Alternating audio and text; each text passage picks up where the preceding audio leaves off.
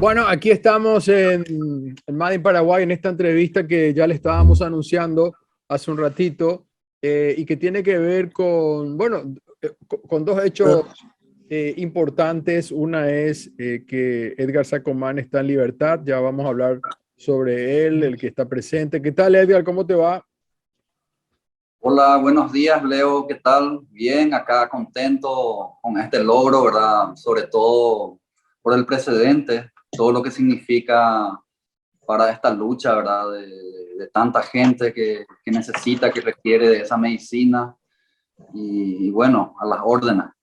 Muchas gracias. Y también interesante porque justo esta semana, parece una casualidad esto, Cintia Farina, pero que es presidenta de Mamá Cultiva, justamente el sábado, este sábado hay una marcha, creo que es mundial. ¿Cómo te va, Cintia, querida? Hola, buen día, Leo. ¿Cómo estás? Bien, estamos nosotros, gracias. Realmente coincide, pero cada año, el primer sábado de mayo, se hace la Marcha Mundial de la Marihuana, en la cual nosotros hacemos nuestra sexta versión de la marcha, en la que exigimos la reivindicación de nuestros derechos como usuarios medicinales, la no criminalización y también, por supuesto, la implementación completa de la Ley 6007 a través del PROINCUMEC. Estupendo. Y el abogado Guillermo Ferreiro, bueno, o sea, hace rato que Guille viene llevando causas difíciles, digamos, emblemáticas y con muy buenos resultados. Así que un gusto tenerte, Guille. Hola Leo, ¿qué tal? Un placer siempre conversar contigo. Igualmente. Bueno, quiero empezar con Edgar porque decía que no creas, Edgar, que todo el mundo sabe lo que pasó. Estamos en Ñandutí TV también, y por ahí hay mucha gente que no ha seguido tu caso. Y quiero empezar un poco preguntándote por qué te interesaste por la producción del aceite de cannabis, digamos. ¿Cuál fue tu motivación? ¿Cómo nace de vos como persona, digamos? Y empecé a interesarme luego de la dolencia y fallecimiento de mi madre, que murió a consecuencia de un cáncer terminal. Luego de 15 días de que haya fallecido, fui a la isla Canaria, donde estuve viviendo a 2 cuadras del Centro de Investigaciones del Cáncer, y donde pude participar en un congreso como oyente, ¿verdad? Creo que era el tercer, cuarto congreso de investigadores del cáncer de Iberoamérica, donde en ese entonces se habló sobre medicinas alternativas, opciones B a los opioides, como morfina y demás cosas, despedida digna y otras cosas. Y bueno, en una de esas estaba la cannabis. Y bueno, ahí me interesó mucho porque acá en Paraguay sabemos la cantidad que hay, la producción, ¿verdad? Que tanto bien se da en nuestra tierra, ¿verdad? Y bueno, luego de varios años, me quedé casi 10 años por Europa, haciendo mis investigaciones, la parte de extracciones, aplicaciones, conservación y todo lo referido a la cannabis. Vine a Paraguay y sabemos la realidad del abandono que hay en cuestiones de salud en Paraguay y bueno, quise aportar de mi parte. Empecé a dedicarme al área de minería, también pequeños minerales, y en esos viajes también aprovechaba para llevar un poco de alcohol, hacer un poco de medicina y ayudar a las comunidades campesinas, indígenas, y de paso traer un poco también a la ciudad para ayudar a los parientes, amigos que así lo requerían, ¿verdad? Porque sabemos las condiciones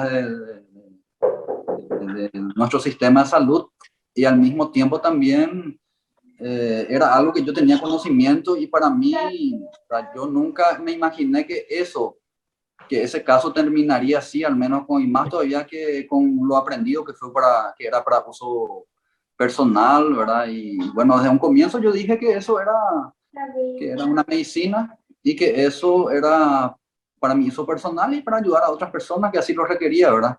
Yo nunca lo he visto como un delito, como un crimen, porque el delito o crimen para mí sería el omitir auxilio. Y bueno, con eso empieza, ¿verdad? Y después todo lo que la gente ya sabe, lo que la gente vio por los medios, ¿verdad? Tuve 2 juicios orales cancelados. En el primero se me condenó a 2 años y medio. en el segundo me condenaron a 5 años y en el tercero fui absuelto en este último ahora. Y bueno, eso fue una lucha muy dura porque desde adentro, ¿verdad? Ya sea en la cárcel o en la prisión domiciliaria, nunca me permitieron trabajar, ¿verdad? Por ejemplo, ahora tengo problemas en la vista. Por 6 años casi estuve así con el celular acá y ahí tenía que organizar todo lo que son todas las campañas, hablar con abogados, con la prensa, con la parte política, tenía que comer. En estos últimos años, en este último tiempo me quedé 1 año pagando un alquiler de una casa, todo un tema, poder sobrevivir y tener esa fortaleza, y gracias a Dios, ¿verdad? Porque donde mis fuerzas ya no daban más lo que me motivaba más era que es una lucha de todo el pueblo, ¿verdad? Para reivindicar sus derechos. No hay nada que inventar ahí, ¿verdad? Lo que estamos hablando es la necesidad del Estado, de la ausencia del Estado y la necesidad de la ciudadanía, el abandono del Estado en cuestiones de salud y otros temas. Escuché Edgar, he leído muchos casos parecidos al tuyo y después vamos a insistir en esto de cómo nace, digamos, el hecho de querer entrar en este mundo de la medicina, del cannabis, y bueno, después también hay otros usos industriales, etcétera, pero eso no quiero tocar hoy. Y esta estigmación que hacen de las personas, digamos, ¿verdad? Porque finalmente, un poco eso, te paso la pelota un ratito, mi querido doctor Guillermo Ferreiro, porque muchas veces lo que pasa es que son tratados como traficantes, digamos. Esto es lo que ocurre. Sí, tanto la Fiscalía como la Senat mantenían una interpretación, o mantienen una interpretación de la ley que no resiste la lógica. O sea, yo estoy tratando de buscar una analogía y es como que yo diga, mira, hacer salsa de tomate está permitido. La salsa de tomate se usa para comer, es algo que está permitido. Pero si te encuentras un tomate en la heladera, te vas preso. ¿Y cómo voy a hacer salsa de tomate sin tomate? Lo que la ley sanciona es el uso recreativo de la droga, que también está en discusión, pero eso es, digamos, dejemos para otro momento. Y no tener la planta, por ejemplo, ¿verdad? Y ellos eso consideraban tenencia. Ahí había un error de la Fiscalía y llamémosle error, yo creo que había una mala intención, y de la Senat. Pero posteriormente, del año 2017, con la ley 6007, que autoriza y fomenta la producción del aceite de cannabis, como es una ley posterior, modifica la ley anterior, ¿verdad? Eso lo sabe cualquier abogado. Y bueno, ellos mantenían una interpretación absurda de criminalizar a cualquier persona que no tenga todos los trámites administrativos en forma. Entonces vos podés hacer aceite de cannabis, pero ahí donde te falta un papel, son un narcotraficante. Y eso no tenía ningún sentido. ¿Por qué lo hacen? Porque se mantiene un gran negocio vigente en el que todos ellos ganan así factura, ¿verdad? Esa es la realidad. Y porque quieren impedir que se hagan estas cosas de forma artesanal para que 4 o 5 empresas multinacionales manejen el negocio. De eso nomás se trataba. Y este cambio de jurisprudencia que hemos logrado gracias al sacrificio indescriptible e incalculable que ha hecho Edgar, 5 años y 9 meses sometido a proceso privado de libertad, gastando fortuna, no pudiendo trabajar y peleando, porque lo que siempre buscan estos organismos del Estado es desgastarte y que termine aceptando un acuerdo. Entonces ellos quedan como que tenían razón. Edgar no aceptó nada, siguió adelante. Le condenaron 2 veces con sentencias que al no aplicar la ley no eran sustentables. Entonces eran anuladas en cámara, pero le tenían así, con un ensañamiento que no tiene nombre, pidiendo una pena cada vez mayor. Y este cambio de jurisprudencia es muy interesante. Vamos a tener en estos días la sentencia ya completa, pero la explicación fue muy buena, la explicación que dio el tribunal, y explica que hay que demostrar el daño social y la intención de producir una droga peligrosa. No basta con tener unas hojitas o unas flores de cannabis como tenía Edgar.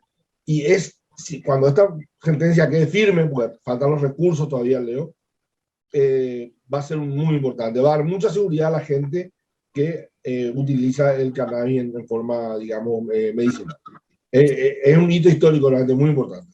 Cintia, no sé si vos querés hablarme un ratito de la ley, si tenés bien claro esto, porque justamente se está hablando de una ley que fomenta digamos, el uso del aceite del cannabis medicinal y además como casi que exige que el Estado disponga, digamos, para que la gente que necesite el aceite pueda usarlo, ¿verdad? Porque después me vas a contar el tema de cuáles son las enfermedades, pero te quería preguntar sobre la ley en particular, porque ya que venimos hablando del tema de derecho, digamos, con Guillermo, es como que él explicaba lo de la salsa de tomate, es decir, nosotros tenemos una ley que fomenta el uso y que le exige al Estado paraguayo que ponga en manos de las personas necesitadas. A ver si me puede explicar eso.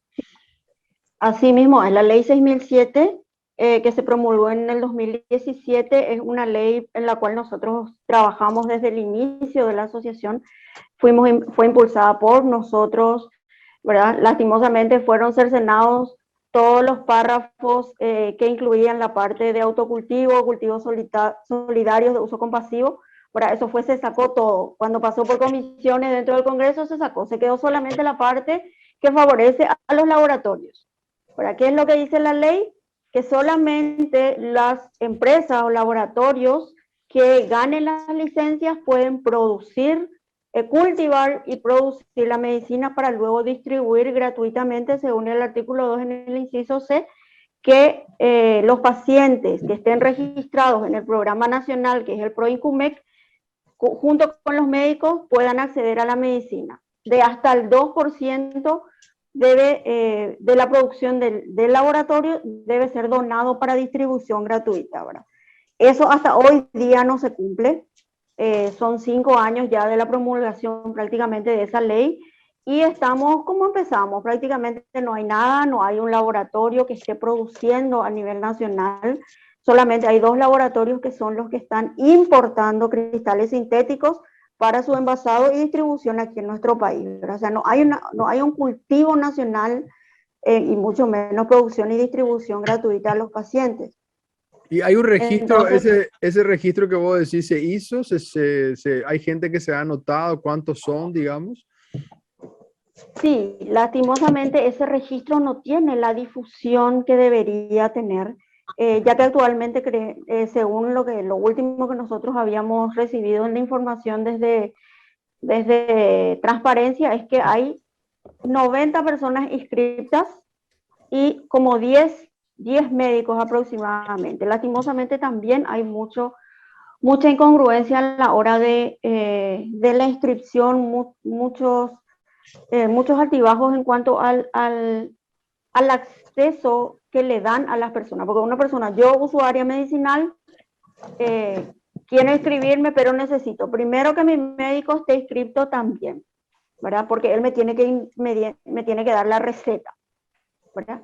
Pero después la DINAVISA decide si te acepta o no te acepta, según la patología que uno tenga, ¿verdad? Actualmente solamente aceptan las personas que sufren epilepsia con síndrome de West, síndrome de Dravet y síndrome de Lennox-Gastaut, y las personas que sufren esclerosis múltiple.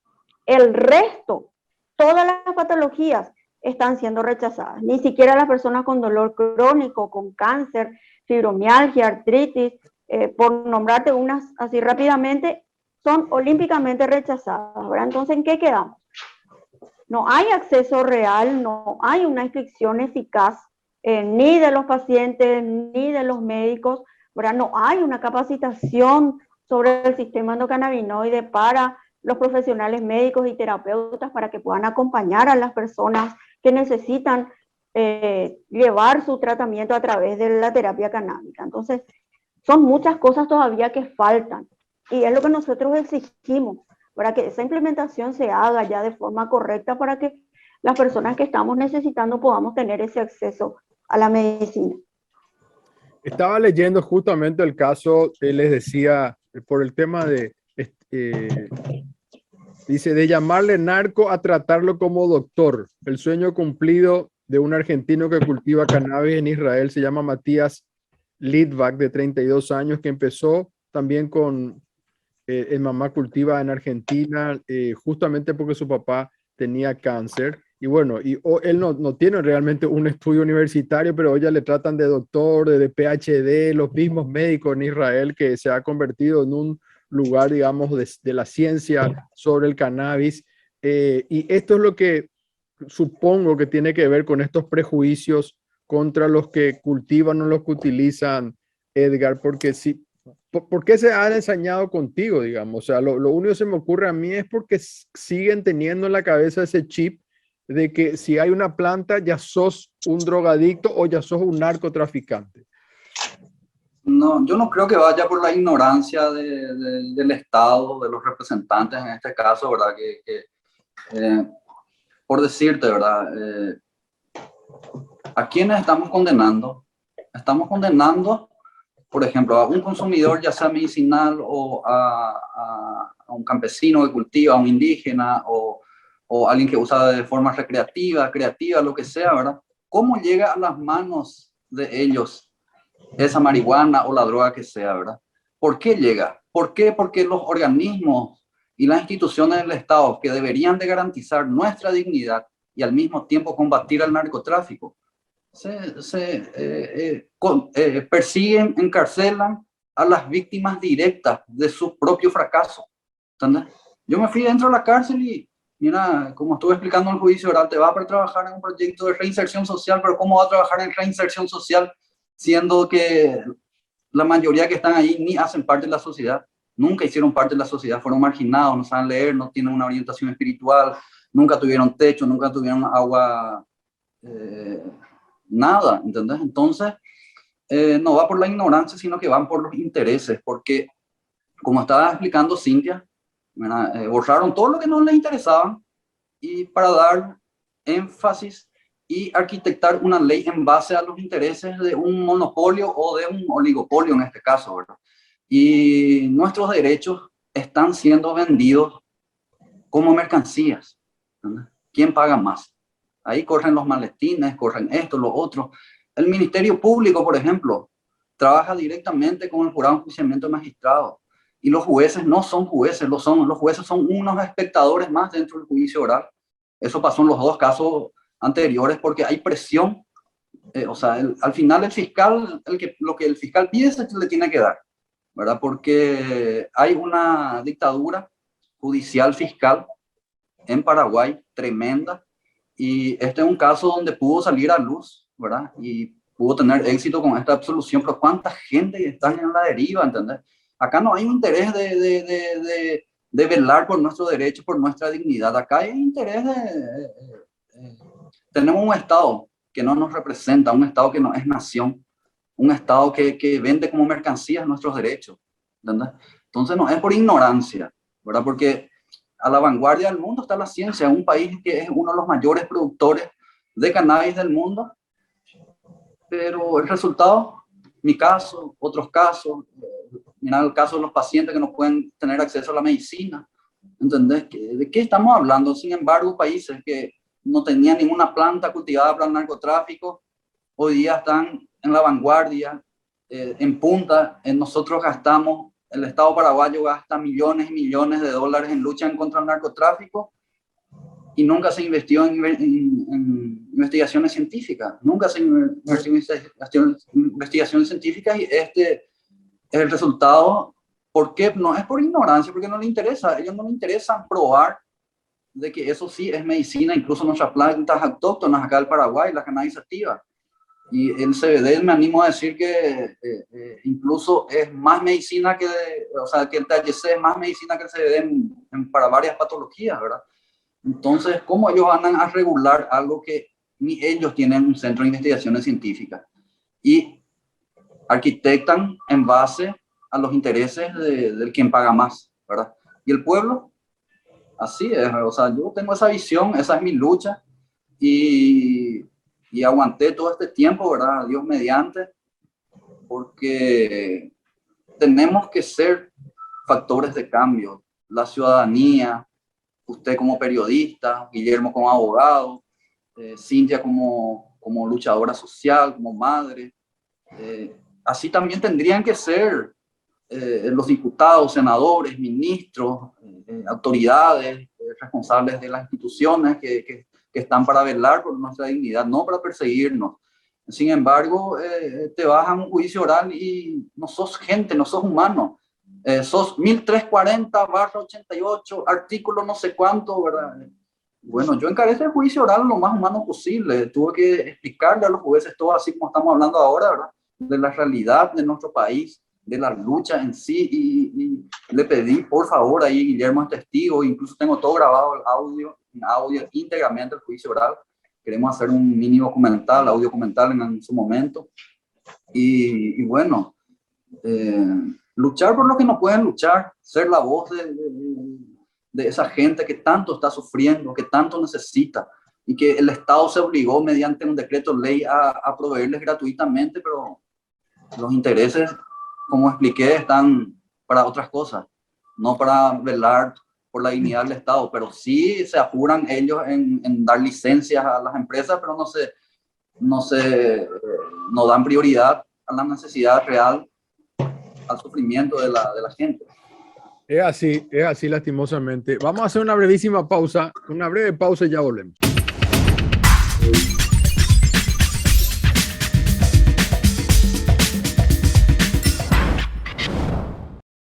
Bueno, seguimos aquí en la segunda parte de este tema relacionado a la medicina de la marihuana y sus aristas. Un poquito nada más quiero retroceder brevemente, Guillermo, porque explicarle a la gente que no conoce el caso de Edgar, ¿por qué a él lo detienen? ¿Por qué él se va preso él? Él se va preso por un allanamiento que hace la Senat con Fiscalía por un supuesto informe de la Senat de que en su casa operaba un mini laboratorio de drogas, cocaína en realidad buscaban. Hacen un allanamiento en el que no encuentran absolutamente nada. Pero Leo, medio porrito, o sea, un porrito a medio fumar, no sé cómo decirte, nada. Y encuentran unas bandejas y cosas así comunes, ¿verdad? Nada especial. Y la cama de mi gato. En la heladera, congelado, en agua, encuentran unos restos de vegetales que resultan ser de marihuana, unas flores. Eso fue todo. Eso fue todo. Y en un momento el aceite también, Guillermo. Sí, un resto de resina que estaba pegado por un plato, ¿verdad? Eso fue lo que encontraron. Nada que tenga que ver con la marihuana recreativa. Y en base a eso, le imputan por tenencia de drogas peligrosas y lo someten a proceso en forma insistente, ¿verdad? O sea, cuando fue condenado a 2 años y medio, la fiscalía apeló. Ahora que fue absuelto, dijeron que van a apelar de vuelta. Preguntas a la policía, como por ejemplo, ¿esas bandejas para qué se usan? Y los narcos suelen usar para seccionar la cocaína, cosas como esas, ¿verdad? Es como que yo vaya a tu casa y diga, Leo tiene internet. Ah, sí, bueno, mira, los pedófilos usan internet. Es una estupidez, o sea, el internet se puede usar para muchos usos legales, ¿verdad? Y en base a eso lo tuvieron 1 año y 4 meses privado de libertad, un año y medio más o menos, el privado de libertad en una penitenciaría, y luego con arresto domiciliario, violando la duración máxima del arresto domiciliario, superando la pena mínima. Aún así no le daban la libertad y lo tenían privado de libertad. Cosa que Edgar cumplió a rajatabla, ¿verdad? Lo que le impidió trabajar, hacer un montón de cosas, ¿verdad? Y bueno, y así llegamos al tercer juicio, insistiendo en que desde el momento que es legal y fomentado por el Estado, una determinada actividad es fomentada por el Estado, no contar con los trámites y los pasos administrativos no puede ser objeto del derecho penal. El derecho penal se renuncia a tratar eso y pasa a ser objeto del derecho administrativo. En todo caso, si te falta el registro, la no sé qué, la inscripción, el permiso, el visado, el sellito, el papelito, es una cuestión administrativa donde pueden hacer un sumario y una multa, pero no más remitir eso al fuero penal. Y bueno, fue lo que finalmente entendió e interpretó el tribunal. Así que creo que es un gran logro en ese sentido. Cintia, Mamá Cultiva, digamos, principalmente promueve el autocultivo, ¿no? Sí, sí. ¿Por qué eso? Vamos a explicarle a la audiencia eso. Porque es la mejor forma de acceso a la medicina que nosotros encontramos, por la seguridad que nos brinda el poder cuidar esa planta, asegurarnos cada familia, cada madre, de que esa planta sea 100% orgánica, que tenga la calidad correspondiente para elaborar una medicina que sirva para nuestros hijos. Y sobre todo, aparte de la calidad, el costo, ¿verdad? Es la forma más barata de poder elaborar una medicina, tener una medicina de alta calidad, con todos los componentes completos, ya que nosotros creemos en la planta completa, no en los componentes aislados como se vende comercialmente el producto, ¿verdad? Y justamente te estaba preguntando en el bloque anterior, ¿cuáles son algunas de estas enfermedades que pueden ser tratadas para recordar a la audiencia?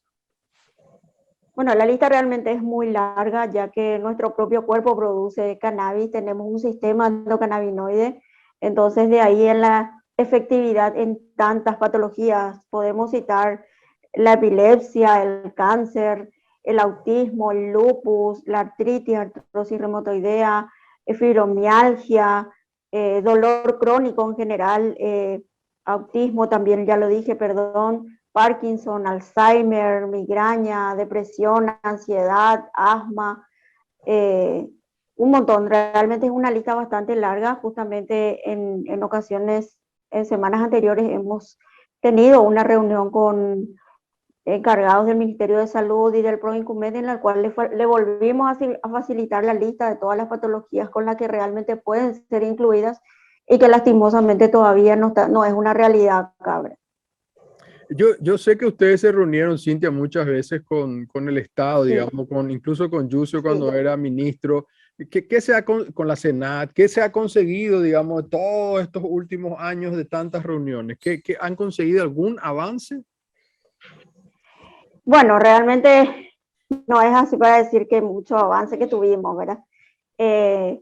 Nosotros logramos que el año pasado se realice ya el formulario de inscripción, que ni siquiera eso tenían, para que las personas y los pacientes, perdón, y los médicos puedan inscribirse, ¿verdad? Ese fue un logro que tuvimos nosotros, que le facilitamos le facilitamos al PROINCUMEC esa documentación en base a lo que nosotros venimos trabajando. Nosotros llevamos un registro de todas las personas que forman parte de la asociación y un dato muy importante es que necesitamos siempre el diagnóstico de la persona, ¿verdad? Entonces tomaron como base ese formulario para hacer esa inscripción y ahora estamos retomando el trabajo para que puedan ser incluidas más patologías sobre todo y que puedan sobre todo ampliar también la capacitación, la difusión en cuanto al programa para que más personas puedan conocer y llegar a esa información. Pero hay casos concretos para que la gente nomás sepa que nos está viendo y escuchando, digamos, por Ñandutí, que vos puedas decir, sí, este niño o esta persona adulta tuvo un cambio en su vida a partir del uso del aceite, por ejemplo. Sí, claro que sí, tenemos bastantes testimonios. Nosotros el año pasado hemos hecho nuestra segunda investigación cualitativa en cuanto al uso del aceite artesanal. La primera fue con pacientes con epilepsia refractaria y el año anterior lo hicimos ya ampliando con las diferentes patologías, ¿verdad? Y en ese grupo ingresaron todos estos casos con las patologías que te cité anteriormente, ¿verdad? Y realmente los resultados fueron muy, muy beneficiosos para ellos y muy esperanzadores, sobre todo para demostrar realmente que existe esa evidencia que ellos niegan, ¿verdad? Lastimosamente. Guillermo, ¿por qué decías que esto puede tener un precedente, digamos, el caso de Edgar Sacomán? ¿En qué puede cambiar a partir de ahora en la jurisprudencia? Que ya no pueden criminalizar la producción artesanal de aceite. Ya no pueden procesar por tráfico al que tenga unas hojas de marihuana o unas flores de marihuana que no están prensadas, molidas o envueltas en un cigarrillo para fumar, ¿verdad? Que carga sobre la fiscalía la obligación constitucional de probar que uno tiene un determinado elemento con un fin ilícito y no partir de la base de que si tengo un aceite, una resina o una hoja o una flor de marihuana, las estoy teniendo con el fin no lícito. No se puede presumir más eso a partir de ahora. Y siempre debió haber sido así, pero bueno, después de mucho intento, creo que tenemos un antecedente que, te repito, todavía tiene algunos procesos, tiene que quedar firme, pero si eso queda firme, va a ser un precedente que va a poder ser invocado y utilizado por cualquier persona ante un eventual proceso judicial o un allanamiento o una imputación fiscal por tener alguna de estas cosas, o una flor, una resina, un aceite, una hoja de marihuana. La fiscalía tiene que demostrar que eso iba a ser utilizado en forma ilícita, que es el uso recreativo básicamente, ¿verdad? Pero pueden tener plantas, digamos, porque si se produce la flor o el aceite, tiene que haber una planta, digamos. Bueno, y por eso digo, a lo mejor hay que cumplir una serie de pasos administrativos, de requisitos burocráticos, que están medio diseñados para que nadie pueda, ¿verdad? Pero digamos, no cumplir esos requisitos te van a hacer pasible de una sanción administrativa. ¿Cuál es la diferencia entre la sanción administrativa y la penal? Es como pasar un semáforo en rojo. No viene un fiscal y te vas preso por pasar un semáforo en rojo, ¿correcto? O porque el cartel de tu negocio supera el máximo permitido por la municipalidad. ¿Me explico? O si vendes alimentos, el etiquetado no está en castellano, está en otro idioma, por ejemplo, ¿verdad? No te vas preso por eso. Viene un inspector, se le abre un acta y te multan, ¿correcto? O te dicen, bueno, usted no puede más vender esto así, tiene que retirar esto de la vidriera o qué sé yo, tiene que pagar una multa, lo más normal es la multa. Eso está todavía vigente y hay que cumplir esos pasos. Pero ya no puede venir a decir, bueno, vos podés producir, pero ahí donde a mí se me ocurre, te meto preso 5 años para que sea lo más práctico ir a comprar a la farmacia ese producto de exportación, ¿verdad? Ni qué hablar de los casos que sabemos de políticos que se le han encontrado nexos con el narcotráfico y siguen libres, ¿no? O sea, ni qué decir eso. Y sicariato que ya está acá en otros barrios, pero ellos persiguen a una persona que hace un aceite, ¿verdad? Porque ahí también hay toda una simulación de decir, ellos pues reportan a organismos internacionales tantos allanamientos, tantos procesos, tantas condenas, no vienen de la embajada de Estados Unidos a leer el caso Sacomán y decir, a la pucha, esto es una locura, ¿verdad?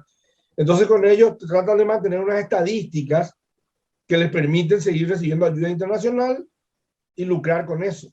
Además, Leo, todos sabemos que el gran negocio de la policía y de la fiscalía es agarrar a dos chicos con un porrito y sacarle unos 8 millones de bañillas para no meterle en un proceso, ¿verdad? A mí me ha tocado como abogado casos en los que era menos de 10 gramos, que está permitido, y tenía el carnet, ¿cómo que se llama? El carnet de la Senada que te permite que sos adicto, ¿verdad? Y aún así le dicen, bueno, pero te voy a sacar el auto, te voy a meter un problema, le voy a llamar al dueño del auto, porque a veces es un chico del auto de su madre, ¿verdad? Le vamos a llamar a tu madre a declarar, qué sé yo, y arreglan por plata. Entonces no puede ser que para que ellos tengan un negocio le estén fundiendo la vida a la gente, ¿verdad? Que busquen otra forma de ganarse la vida. Esto viene muy atrás porque no sé si ustedes, yo estoy escuchando un podcast, digamos, que es sobre el caso de un médico en México en los años 40. Yo no sabía eso, no sé si ustedes saben. Había un doctor en los años 40 que ya se despenalizó en un momento dado en México para uso medicinal, digamos. Se los trataba justamente como toxicómanos. Había un registro. Y bueno, después vino Estados Unidos a apretarle, digamos, a México para que esta ley vuelva atrás y no se pueda seguir manteniendo. Y entonces ya hubo un doctor, estamos hablando de los años 40, digamos, donde se estaba hablando de esto de despenalizar, digamos. Nosotros estamos en el siglo XXI, en el año 2022, y seguimos con esta discusión, ¿verdad? O sea, es realmente también una cuestión geopolítica, digamos, ¿no? Porque hasta que Estados Unidos no diga, listo, está liberado completamente, porque hay estados que sí, pero hasta que esto sea federal, esto no va a caer como un dominó. Vamos a seguir manteniendo, no sé, en Colombia, Fuerzas Armadas Norteamericanas y el Plan Colombia y todo esto que explicaba Guillermo de las estadísticas y demás. Pero, Edgar, no podemos dejar de mencionarle que tenemos que hablar también de un derecho a la salud, a la salud pública, digamos, y cuántos beneficios puede tener el uso del cannabis, que son múltiples. Asimismo, con relación a lo que estabas mencionando, por ejemplo, esto no es una política de Estado paraguayo, ni argentino, brasilero, es una geopolítica, una política de drogas que nunca resultó en un fracaso total, ¿verdad? Entonces, ¿qué pasa? Justamente en base a eso, ¿verdad? Y a mi encierro, mi experiencia, y pude mantener contactos con gente de todo el mundo, de todos los continentes, prácticamente por las redes, se comunicaban conmigo.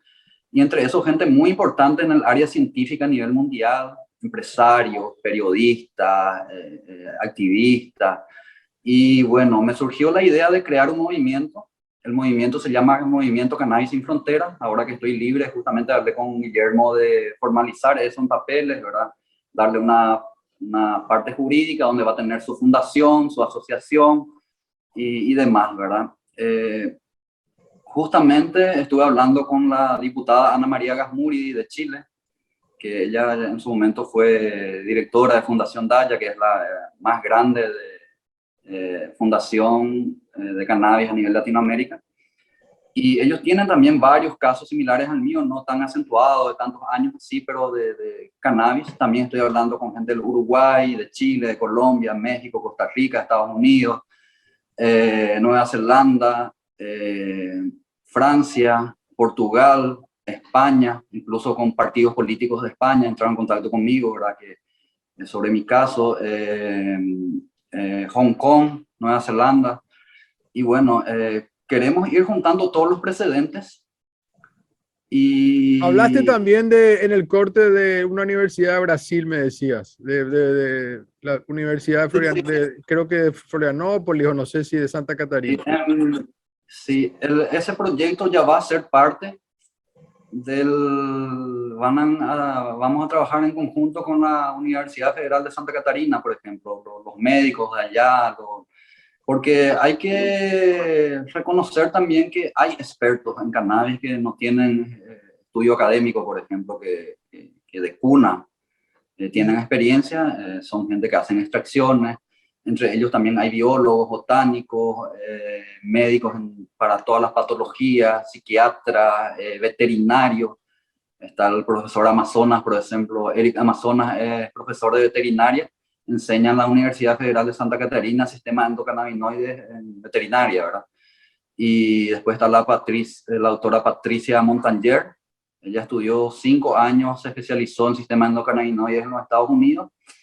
Y bueno, ella está muy interesada en ir a traer todos esos proyectos a Paraguay porque ellos hacen parte de una plataforma internacional, la más importante del mundo, que están en 3 idiomas y hacen cursos online para capacitación de médicos.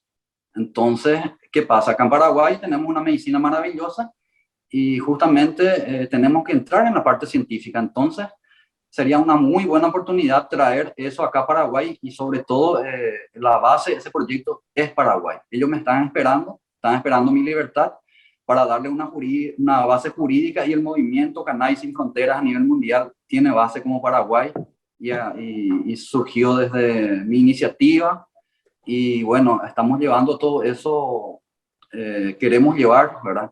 Todo eso a trabajar en un proyecto global, porque acá no estamos hablando de fulano de tal país, de esto, lo otro, sino que estamos hablando de derechos humanos, ¿verdad?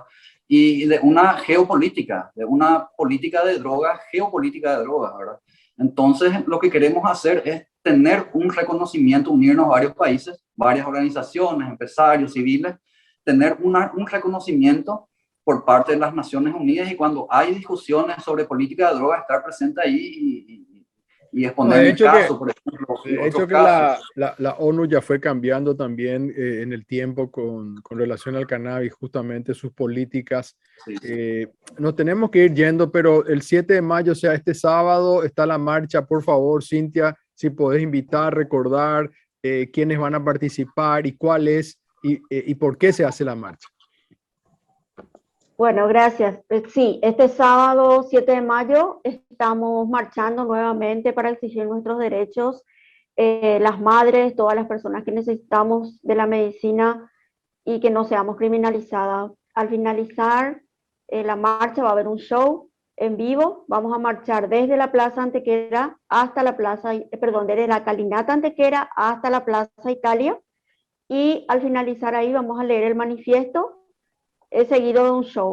Van a estar el ballet folclórico de la Municipalidad de Asunción, también la banda folclórica, y después van a estar también nuestros artistas invitados. Va a estar Ares Pillas, las Hijas de la Alquimia, también van a estar. Va a haber un evento teatral también, va a estar Bizarra Son también, que va a estar acompañándonos y da para amenizar toda la tarde con todas las familias. Invitamos a todos ¿A qué a hora que nos empieza? acompañen. ¿A qué hora empieza la marcha? Desde las 15:30 vamos a juntarnos en la escalinata Antequera y a las 16:20 vamos a marchar hasta la Plaza Italia. Y después viene todo este programa que hablaste. Después ya viene el show autístico, sí. Muchas gracias, Cintia, por estar con nosotros. Muchísimas gracias a vos, Leo, por el espacio de siempre. Muchas gracias, Guillermo Ferreiro, por tu tiempo. Un placer, Leo, siempre. Muchas gracias, Edgar Sacomán, y felicitaciones. Gracias. Gracias, Leo, gracias a la audiencia y a las órdenes. Hacemos una brevísima pausa y ya volvemos.